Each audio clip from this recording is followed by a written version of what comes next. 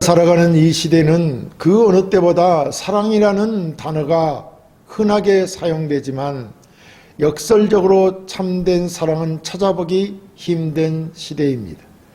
사람들은 듣기 좋은 말과 무조건적인 수용만을 사랑이라고 착각하며 누군가의 잘못을 지적하거나 바른 길로 인도하기에 쓴소리를 하는 것을 상처를 주는 행위, 심지어는 폭력이라고 매도하기도 합니다. 이로 인해 현대 교회에서도 참된 영적 건진과 사랑에 대한 훈계가 사라져가고 있습니다. 성도 간의 관계는 피상적이 되어가고 누군가 제약의 길로 걸어가도 섣불리 간섭하지 않는 것이 위덕인 것처럼 여겨지는 영적 개인주의가 만연해 있습니다. 그러나 성경을 말씀하시는 하나님의 사랑 그리고 그리스도의 몸된 교회가 나누어야 할 참된 사랑은 결코 죄를 방관하는 값싼 감상이 아닙니다. 오늘 우리가 함께 살펴볼 고린도후서 본문은 사도 바울이 자신이 개척하고 너무나도 사랑했던 고린도 교회의 성도들과의 깊은 갈등과 아픔 속에서 쏟아낸 영혼의 고백입니다.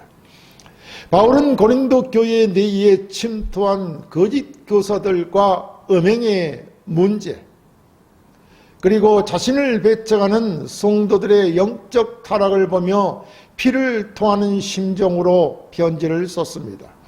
오늘 이 본문은 단순히 2000년 전 바울과 고린도 교회의 개인적인 일화가 아닙니다. 현대시대를 살아가는 우리에게 죄로 인해 타락한 영혼을 향해 하나님께서 어떤 마음으로 다가오시는지, 그리고 구원받은 성도들이 공동체 안에서 서로를 향해 어떠한 십자가의 사랑을 실천해야 하는지를 강력하게 도전하는 하나님의 메시지입니다. 오늘 말씀을 통해 우리를 향한 하나님의 넘치는 사랑을 깊이 깨닫고 십자가의 은혜로 새롭게 무장된 복된 시간이 되기를 진심으로 주의 이름으로 간절히 축원합니다. 첫째, 근심 중에 나아가지 아니하기로 하였습니다. 본문 1절에 내가 다시는 너희에게 근심 중에 나아가지 아니하기로 스스로 결심하였노니 내가 너희를 근심하게 한다면 내가 근심하게 한 자밖에 나를 기쁘게 할 자가 누구냐라고 하였습니다. 하나님은 우리에게 근심이 아닌 참된 기쁨을 원하십니다. 여기서 바울이 말하는 근심이라는 단어는 단순한 걱정이나 스트레스가 아니라 영혼을 짓누르는 깊은 슬픔과 고통, 그리고 마음의 찢어짐을 의미합니다. 이것이 본문에서 말하는 근심입니다. 당시 시대적 또 신학적 배경을 살펴보면 바울은 이전에 고린도 교회의 문제를 해결하기 위해 가슴 아픈 방문을 한 적이 있습니다. 바울은 교회의 거룩성을 훼손하는 심각한 죄악들을 바로잡고자 눈물로 호소하며 질책했지만 고린도 교인들은 오히려 바울을 대적하고 배척하여 서로에게 깊은 상처와 근심만 남긴 채 돌아와야 했습니다. 그래서 바울은 당시 방문하여 서로의 얼굴을 붉히며 정죄하고 영적인 슬픔을 가중시키기보다는 그들이 스스로 죄를 깨닫고 돌이킬 수 있는 시간을 주고자 방문을 취소하는 결단을 내린 것입니다. 우리는 이 바울의 마음속에 우리를 향한 하나님의 거룩하시고도 애통하시는 마음을 발견하게 됩니다. 우리 개혁주의 교리가 가르치는 바와 같이 인간은 전적으로 타락한 존재입니다. 우리 부패한 본성은 끊임없이 하나님을 반역하고 그분의 거룩한 성품의 근심을 안겨드립니다. 죄는 반드시 거룩하신 하나님과 우리 사이에 영적인 단절과 고통스러운 근심을 만들어냅니다. 하나님은 공의로우신 심판주이시기에 우리의 죄악을 결코 묵과할 수 없습니다.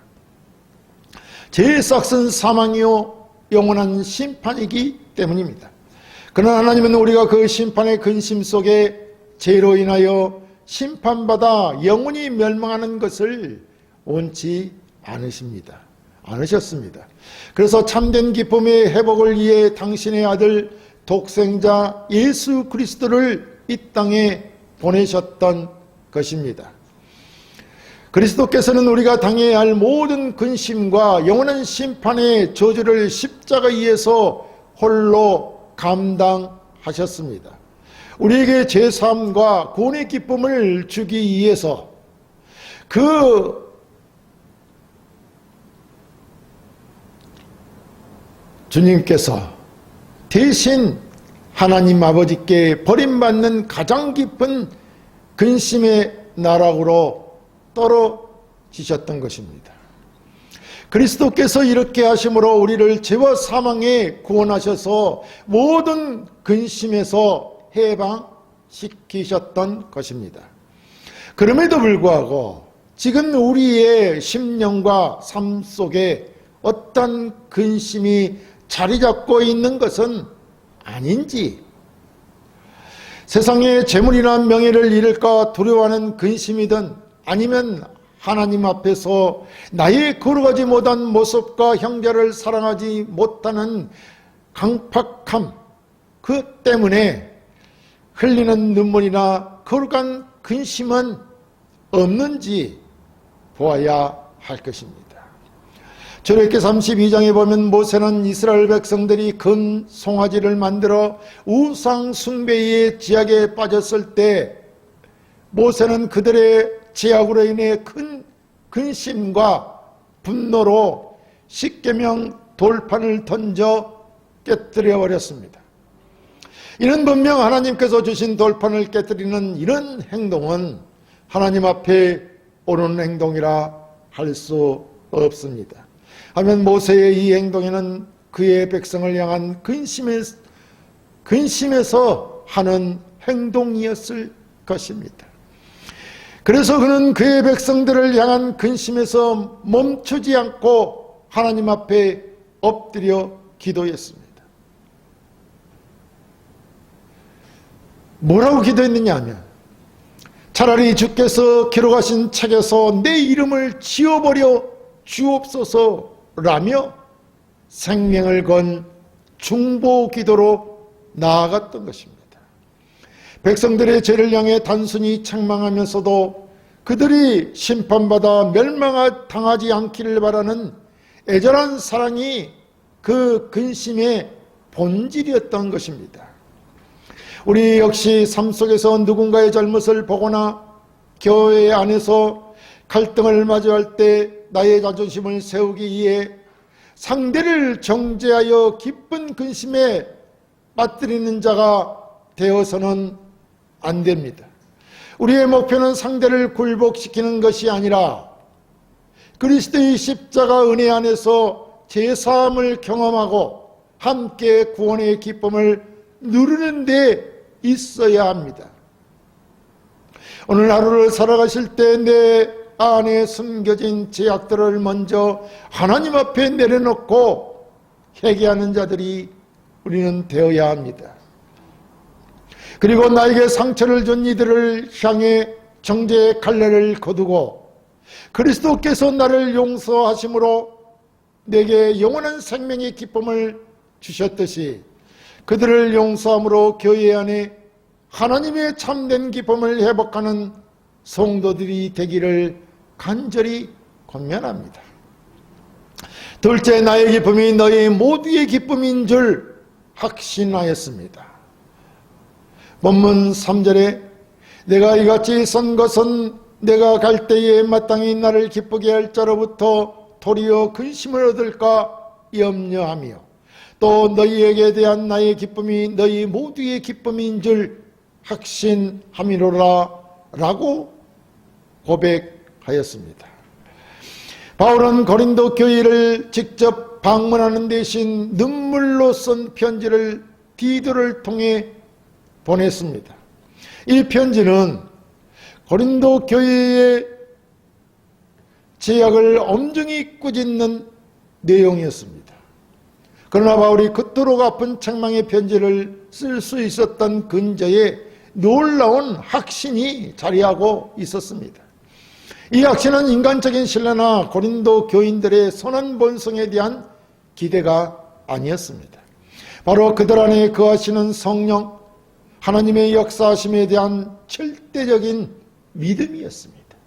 우리는 이런 믿음을 가져야 합니다. 기독교 개혁주의 신앙은 성도의 견인 교리를 가르치고 있습니다. 하나님께서 창세전에 택하시고 그리스도의 보혈로 구원하신 백성은 비록 때로는 연약하여 넘어지고 깊은 죄악의 수렁에 빠질지라도 하나님께서 끝까지 붙드시고 회개케 하시어 마침내 영광스러운 구원에 이르게 하신다는 이대한 진리, 이것이 곧 성도의 견인입니다. 바울은 고린도 교인들이 지금은 영적으로 병들어 바울을 근심하게 하고 있지만 결국에는 복음의 진리 앞에 무릎 꿇고 회개하여 하나님의 백성으로서의 기쁨을 회복할 것임을 확신했던 것입니다. 성도 여러분, 우리가 영절을 향해 품어야 할 확신이 바로 이것인 것입니다. 우리는 사람의 겉모습이나 지금 당장의 영적 상태만을 보고 쉽게 실망하거나 포기해서는 안 됩니다. 우리 주 예수 그리스도께서 베드로를 향해 보여주신 확신을 여러분 떠올려 보십시오. 누가복음 22장에서 예수님은 베드로가 당신을 3번이나 부인하신 것을 미리 아셨습니다. 그러나 주님은 내가 너를 위하여 네 믿음이 떨어지지 않기를 기도하였느니 너는 돌이킨 후에 네 형제를 굳게 하라 라고 말씀하셨습니다. 베드로의 뼈저린 실패와 영적 배신에도 불구하고 그리스도의 십자가 사랑과 구원의 은혜가 결국 그를 위대한 사도로 변화시킬 것을 완벽하게 확신하셨던 것입니다. 주님의 이 확신이 있었기에 베드로는 실패의 자리에서 일어나 영생의 복음을 전하는 반석이 될 수 있었습니다. 그렇다면 그럼 우리의 현실은 어떻습니까?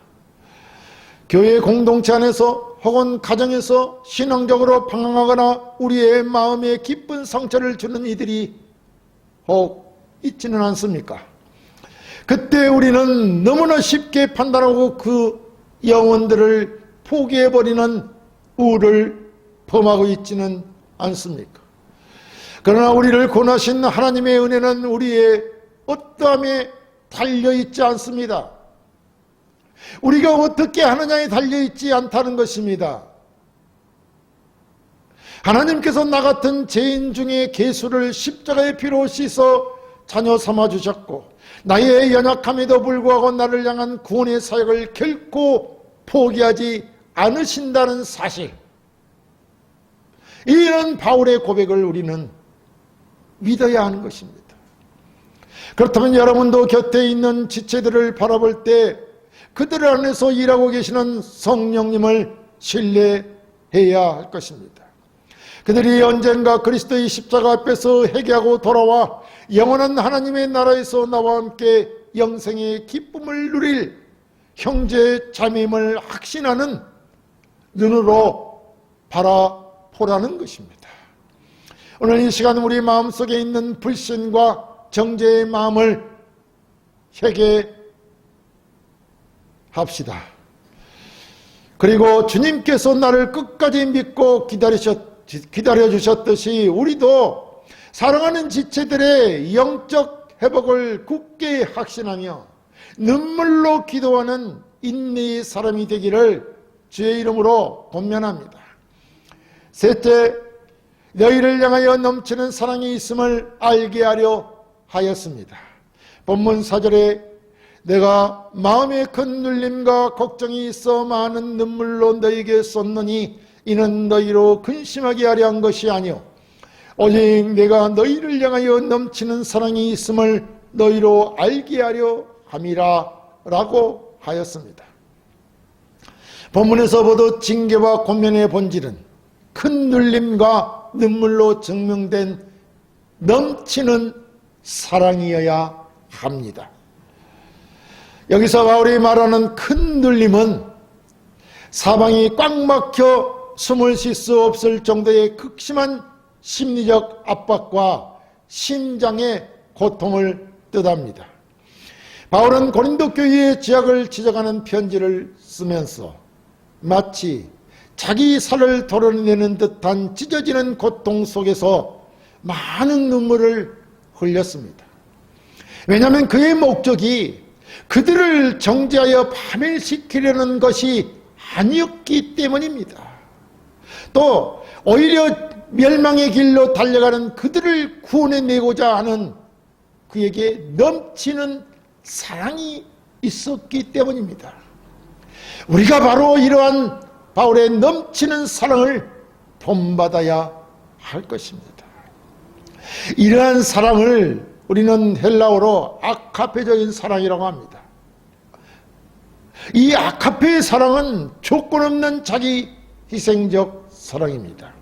성경적 권징과 훈계의 유일한 동기는 상대를 향한 이 넘치는 사랑에 있어야 합니다.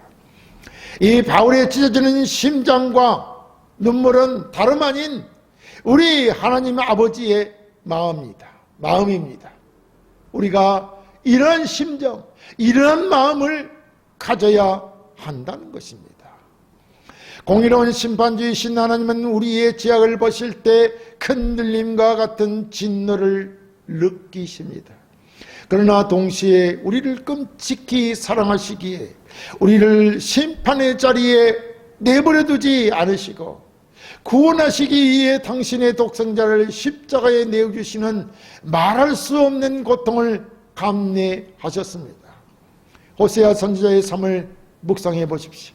음란한 아내 고멜이 남편을 버리고 세상의 정욕을 쫓아 노예 시장에까지 팔려갔을 때 호세아는 배신감에 치를 떠는 것이 마땅했습니다. 그러나 하나님은 호세아에게 이스라엘 자손이 다른 신을 섬길지라도 여호와가 그들을 사랑하시나니 너는 또 가서 그 여자를 사랑하라 라고 명령하셨습니다.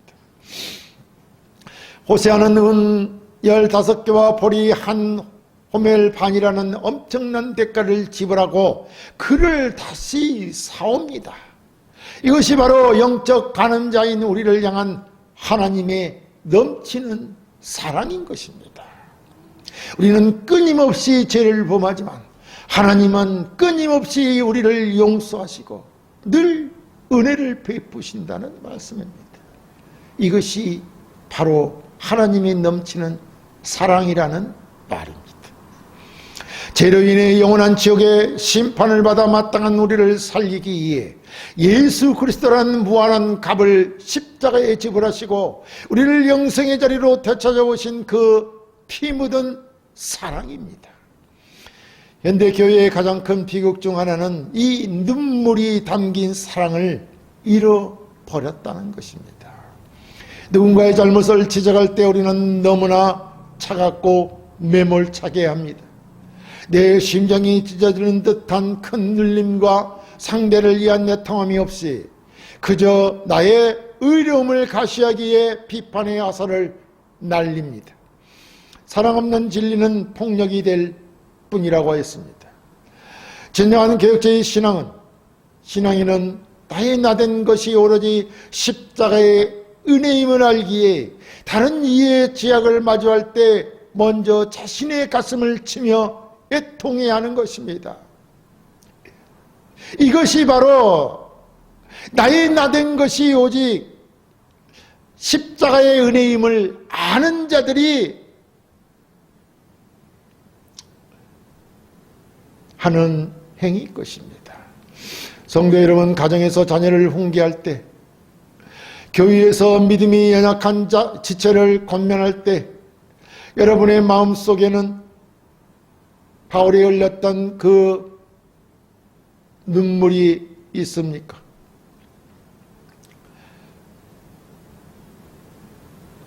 나를 살리신 예수 그리스도의 그 처절한 십자가의 사랑이 심장에서 몇 박치고 있느냐는 것입니다. 우리가 흘리는 진실한 사랑의 눈물만이 굳게 닫힌 형제의 마음을 열고 죄악에 빠진 영혼을 구원과 영생의 길로 돌이킬 수 있습니다.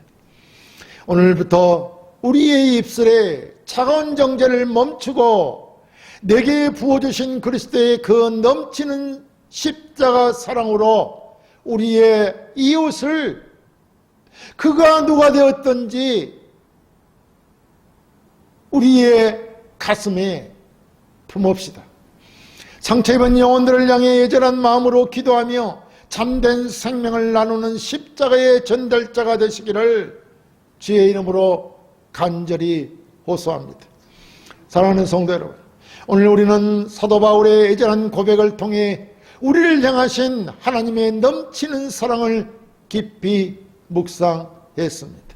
그 사랑은 죄를 적당히 덮어두는 무책임한 감정이 아니었습니다. 죄악으로 인해 영원한 심판을 받을 수밖에 없는 우리를 구원하시기 위해 아들을 십자가에 내어주시는 하나님의 찢어지는 고통과 눈물이 담긴 참된 사랑이었습니다. 그 그리스도의 보혈로 말미암아 우리는 죄사함을 받고 심판을 넘어 영원한 생명을 누리게 되었습니다. 이제 이 넘치는 사랑을 입은 자답게 우리의 실제적인 삶이 변화되어야 할 것입니다. 삶의 현장으로 돌아가실 때 우리의 가정과 직장 그리고 이 교회 공동체 안에서 바울과 같은 눈물의 편지를 가슴에 품고 사시기를 바랍니다. 미움과 갈등이 있는 것에 정죄의 칼을 내려놓고 용서의 손을 내밀어 주십시오. 영적으로 방황하는 형제를 향해 섣불리 실망하지 말고 그들 안에서 구원을 향해 가실 하나님을 굳게 확신하며 인내하시기 바랍니다. 누군가를 바로잡아야 할 때에는 나의 의로움이 아니라 십자가에서 나를 위해 흘리신 주님의 그 뜨거운 사랑과 애통하는 눈물로 다가가시기 바랍니다.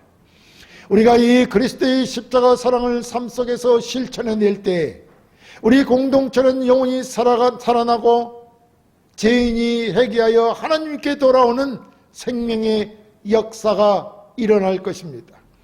영원한 생명을 소유한 천국 백성으로서 오늘 하루도 이 넘치는 십자가의 사랑을 세상에 흘려보내는 거룩하고 복된 통로가 다 되시기를, 그런 복된 통로로 살아가시기를 우리 주 예수 그리스도의 이름으로 간절히 축원합니다.